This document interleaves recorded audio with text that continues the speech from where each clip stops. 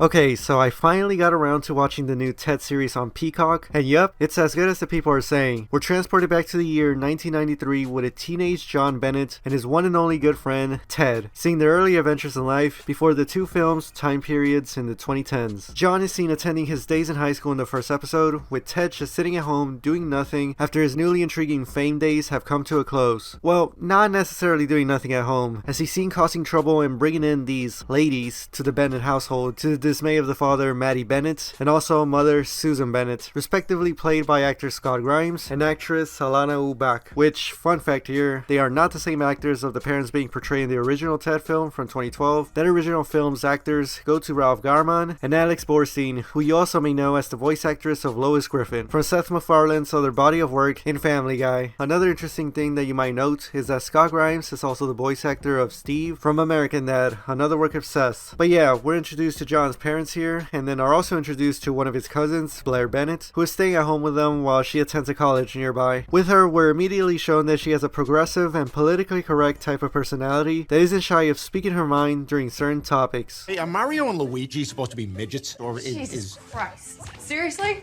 What? Little people. Midget is rude. The father, Matty, as seen later on in the series, is the complete opposite for the most part, as he is the traditional hardworking conservative father that works all day and just wants to live the simple life when he gets home, not wanting any sort of societal changes being pushed upon him and his realm of normalcy. With that, going back to the scene of Ted bringing over the girls to the Bennett household, Matty is pushed beyond his tolerance point and forces Ted to go attend school with John, and the pair go off into the days of high school in the 1990s and are met by the difficulties of it, including the social aspects of it all. Now, before I get into the rest of the video, I'll be getting into minor and major plot points that occur throughout the series, so be warned that there will be some spoilers ahead. So if you're fine with that and already have seen the show, let's get into it now. So the first episode sees John and Ted navigate a bit of their high school experience together, where we're met by other characters that we'll see later on in the series, like the bully Clive and a girl that John is fond of named Sheila. Ted, in hating school, wants to get expelled and tries to buy weed from Sheila's source, which is revealed to be Blair and her friend Saris, who will later on revisit in the series. Blair reveals that she's doing this to help pay for tuition and reveals that she's also paying rent to Maddie to stay over at the Bennett household. Ted goes on to get the weed from them, and we get to see the very first time that both John and Ted smoke it up in their everlasting friendship. In this episode, we also see Blair and Maddie go at each other after it's both revealed to the family that Blair is a drug dealer and that Maddie is charging her rent as well. That ends up with Maddie kicking Blair out, up until Ted and John hatch a plan to get her back by gifting Maddie a relic for a deal to have Blair stay. And that ends up working successfully, as now she's able to stay at the house, rent-free and all. And that leads us to the conclusion of the first episode, where the final shot is John and Ted ripping it up again. The second episode is then a fun one, in which John and Ted find out that their bully Clive doesn't have his father in his life, and in order to get back at him for all the bullying, John and Ted pretend to be his father via phone calls, but take it too far as they give him embarrassing demands and then completely shut him out in the father character. John and Ted feel bad, so they keep pretending to act as the father so that Clive doesn't feel abandoned again, and the troublesome duo take a step back and start motivating Clive to be a better person, and it works as he starts getting better grades, and now John and Ted both start having these parent-like conversations when talking about Clive. Am I crazy? I kind of want to call Clive and tell him he did good. I know, me too. I mean, he obviously studied so hard for that test. Yeah, he should know his dad's proud of him. Yeah, but, do we want to send the message that all we care about is grades? Well, I mean, he can't live up to our expectations if we don't set any. Yeah, but I want him to do well for him, not for us. Let's just call him. Okay. The jig eventually catches up to them, and Clive finds out about John and Ted pretending to be his father, but before he could beat them up, he is reminded that he has gone on to become a better person through John and Ted's guidance, and in a sweet ending to the episode, the once renowned bully Clive goes on to befriend the friendly duo. The B plot of this episode also has Maddie and Blair go to a doctor's appointment, and we see their relationship bond some more, albeit it's an uncomfortable one for the both of them, as Maddie goes to go get his colonoscopy test. The third episode dives into the desire of a teen and John wanting to watch some pornography in the era of VHS, along with Ted wanting to do the same as well. The two have a misadventure with the situation, as Blair initially denies their request and renting one of those tapes out for them, causing the duo to go out and get fake IDs, get a whole load of tapes, and end up having the VHS player mess up as they're playing the films, and as they go to try to fix up their mishaps. In the midst of it all, Susan finds out about the tape itself and assumes that it it's Maddie's, thinking that he has supposedly grown tired of her and wanting some sort of other excitement for himself with the tape. This too coming after they just finished having a dinner that didn't go too well for the both of them earlier that night. Susan, becoming a bit insecure after finding out about the tape, tries to be that excitement for Maddie, unbeknownst to him what she was really trying to do. Susan goes to talk to Blair to try to get her take on the situation, but when Susan brings up the porn tape, Blair silently figures out what is likely going on and decides to take the fall by telling Susan that the tape is hers to save John and Ted's asses. And with that relieves Susan in knowing that it's not Maddie's tape, and Blair assures Susan that she is not boring at all and that Maddie loves her the same as he always has. Blair goes on to find John and Ted, who are ready to leave home in fear of potentially having been caught, but Blair tells them that she took the heat and that she'll be looking for a favor out of them for taking the fall there. And in the very next episode, episode 4, she goes on to ask for that favor, and it just so happened to fall on the Halloween holiday. Yes, ladies and gentlemen, we got ourselves a good old Halloween episode here. So Blair, and wanting to get wasted at a Halloween party and not being able to safely drive back on her own, asked Ted to be her designated driver, to which at first Ted didn't want to do that as he had plans with John to egg the local trick-or-treaters from the top of their house, but was then reminded that they did owe her that favor. Ted, with the intent of coming back home in time to egg trick-or-treaters with John, goes on to go to the Halloween party with Blair and leaves his friend behind at the house. Blair and Ted both end up getting wasted and find themselves not being able to drive home as they come across the well-renowned writer Professor Damon, who invites the duo back to his house. At the place, while at first it seems like Professor Damon is interested in pulling a move on Blair, it turns out that he is actually more interested in Ted himself, as an awkward interaction between the two takes place as Ted vehemently declines the professor's request to make love. Blair sees this, and as her and Ted are about to leave the premises, Professor Damon comes up to them and tells them that he would like to keep this little kink of his under wraps, and they all agree to do so if he makes the intelligent Blair be his research assistant, and also borrow his bike to get back home, to which the professor happily agrees with. Back at the house, John is all alone for the night, and Susan sets him up to hang out with one of her church people's sons, to which it's shown that it's a 38-year-old man that has a lot of weird things that he wants to show and do with John. You want a Zima? No, I'm good. You want to look at some porn? You know how like someone's like, oh, I like chocolate cake. It's so good. It's like crack.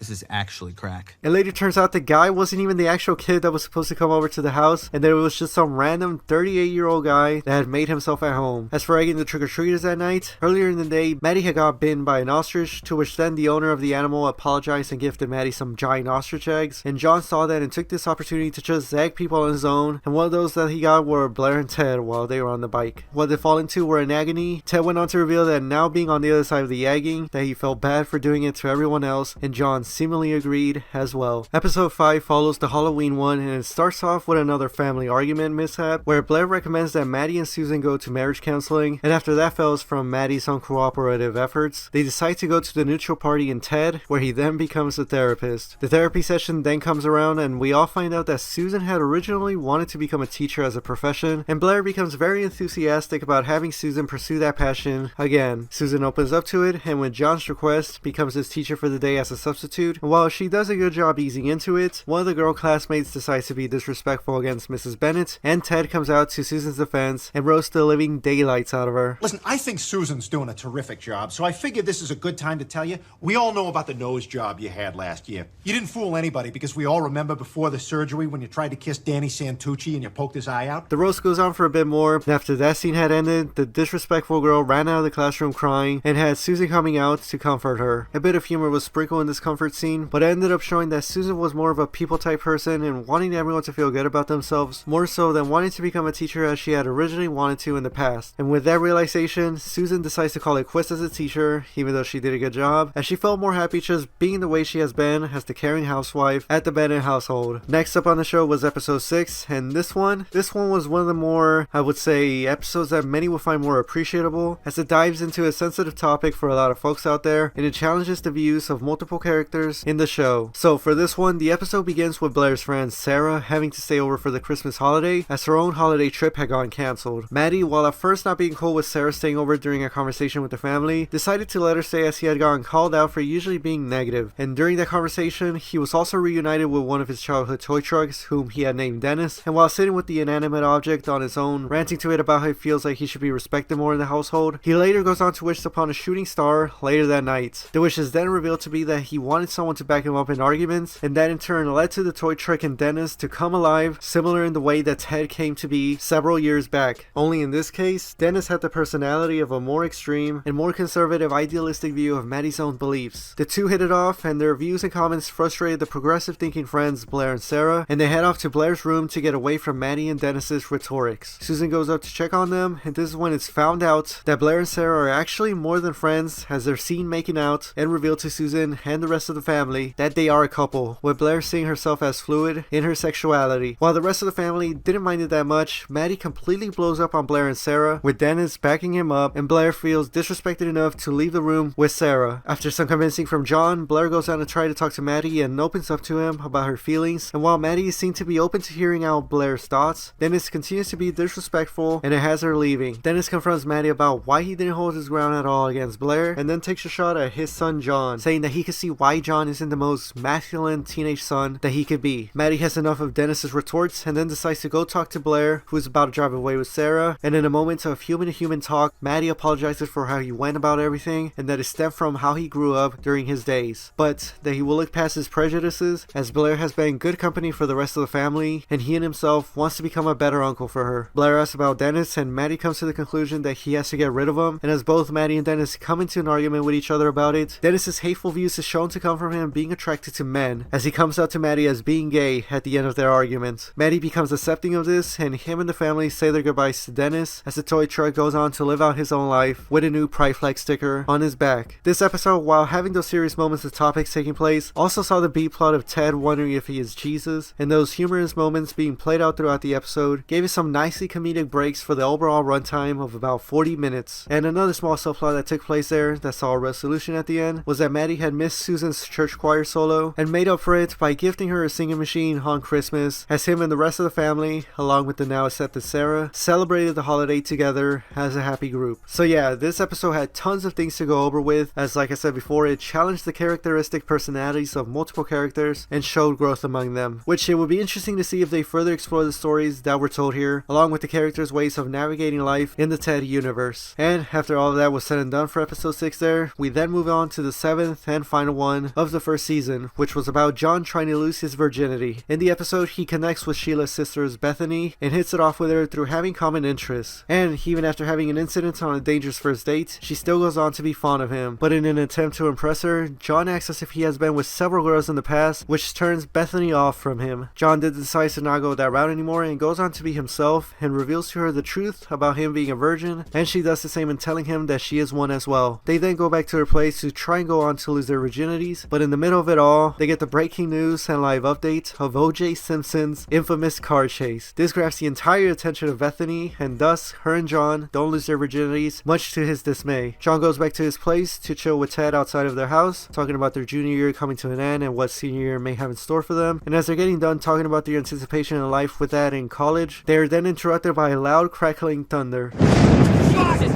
fucking Christ! Shit, why does it have to do that? Oh my god, it's so fucking scary! I hate the thunder. Fuck you, Thunder! Yeah, you can suck my dick. Oh my god, Teddy. You thinking what I'm thinking? Get the guitar. And that, ladies and gentlemen, is where the Thunder Buddy song is born, and it concludes the first season in a very wholesome way. So after finishing up the show and then also seeing the reactions to it, I would have to definitely agree that I enjoyed it as much as everyone else did. Regarding the show itself, multiple clips of it have gone viral on social media, with clips being directly posted on X and memes coming about on TikTok. The show does so well in their jokes, and while a lot of them aren't necessarily integral to the story, they do fly by pretty well in how quick and witty they are, with rarely ever diverting away from the stories and narratives being told. Even in the serious situations like we saw in episode 6, while some jokes were being thrown in here and there throughout those moments, it was pretty much always done well and appropriately. Personally, I feel like maybe episode 6 should have been the final episode in the first season, as the story that was being told there was an effective one that saw a character's growths, and that could be taken directly into the second season if they wish to do another one. But it makes sense as to why episode 7, the one that revolves around junior year prom, would have been the way to go, as that shows the essential ending of John and Ted's junior year in high school, and would chronologically follow episode 6's Christmas episode in December, which the Christmas season was evidently used very well for the episode's story, so that manages to work out pretty well anyways. And like I said, that prom night fallout also gets John and Ted to come up with a Thunder Buddy song in their weird and funny way, having it be sort of a full circle way in showing the origin of the popular song from the 2012 Ted film. Now, another thing that was being noted by viewers was its quality being compared to that of Family Guy's earlier seasons that are praised by fans themselves. Here, fans of the show were saying that it reminded them of those good old days, and while I see what they mean by that, I have also seen other similarities to the Ted and Family Guy shows that I would just like to note here, as I enjoyed both of them throughout and just find these interesting. One similarity is when Ted gets confronted by Blair about the weed, and then he just runs out of the room and then quickly climbs the house. I think if we all just take a couple of deep breaths here and just try to... Fuck! Come on, where the hell are you? I just want to talk. Yeah, bullshit!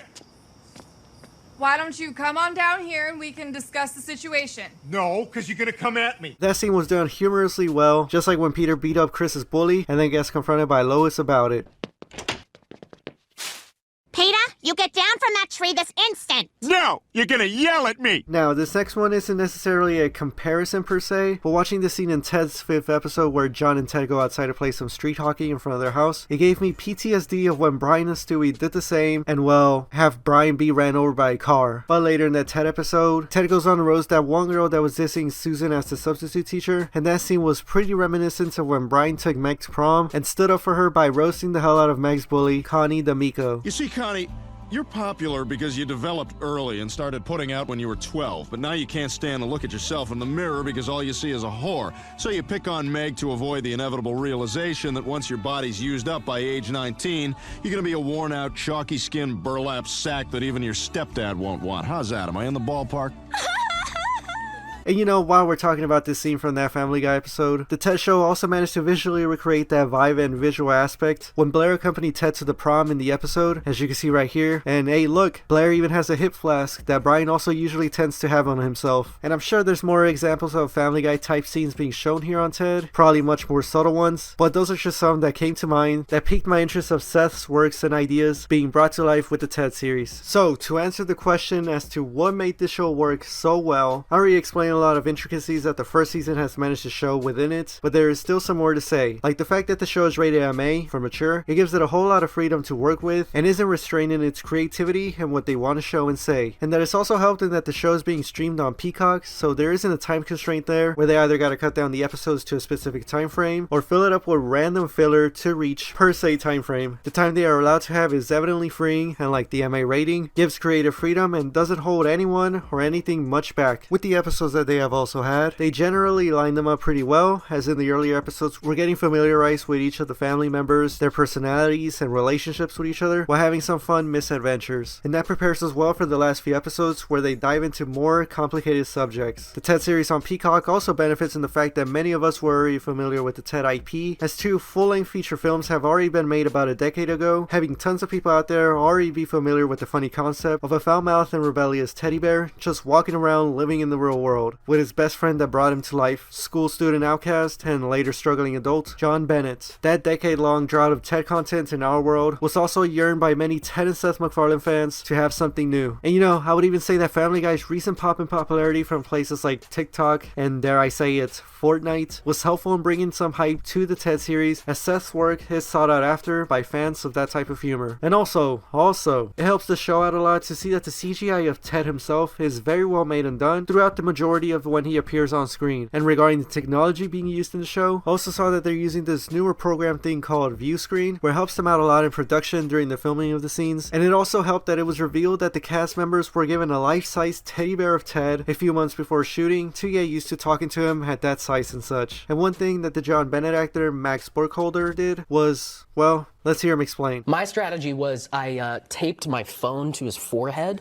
and just FaceTime people like that for 3 months, just so I could get an idea of where I should be looking when I'm talking to him. Just goes to show how far the main man here was willing to go to set a good performance for the show, as it worked out very well for him. And you know, you also gotta give out props to the rest of the main cast, in which they all did their jobs very well, with Georgia Wiggum playing Blair, and I already mentioned them early in the beginning of the episode, but Alana and Scott, each of these members putting up a good performance. And of course, can't forget Seth Seth too. And one final topic to tackle as to why this show did so well in receiving positive reviews was that, well, originally Seth MacFarlane wanted this concept to be in the format of a TV show, but for various reasons debuted as a theatrical release instead in 2012. But with the TED concept now being in the form of a series similar to TV, it just goes to show that it goes in hand with what Seth wanted. And this first season knocks it out of the park with not just the vast majority of the fans and viewers enjoying it, but also the most critics. I wonder how it would do if they were to do weekly episodes instead of just dropping it all at once. I'm sure it would be very interesting and can bring a whole ton of new conversations to the table, as for example, creators like me could dissect each individual episode and speak on their purposes and artistic values. I know it's a TED TV show and all, but I mean, come on, there's some good stuff in there to talk about and dive into, for most, if not all the episodes. But anyways, the series is good as it is, and it continues to keep being praised by the public and general media, with a new audience and growing fandom coming into place, many just hoping for it to be renewed for another season, with me being included in there. With that, and seeing that the show had immediately broken Peacock's viewership record with its debut, one can only be more certain that a season 2 could be on the way, and Seth has already gone on to answer that question pertaining to that topic. In success, could there be a TED season 2? Anything is possible. Anything is possible. I would not want to shoehorn the show into a category as far as its sustainability. It depends on the response. If there's an appetite for it, anything is possible. And with that, I'll end off the video there on that good note. I hope you all enjoyed it, and I will see you in another one.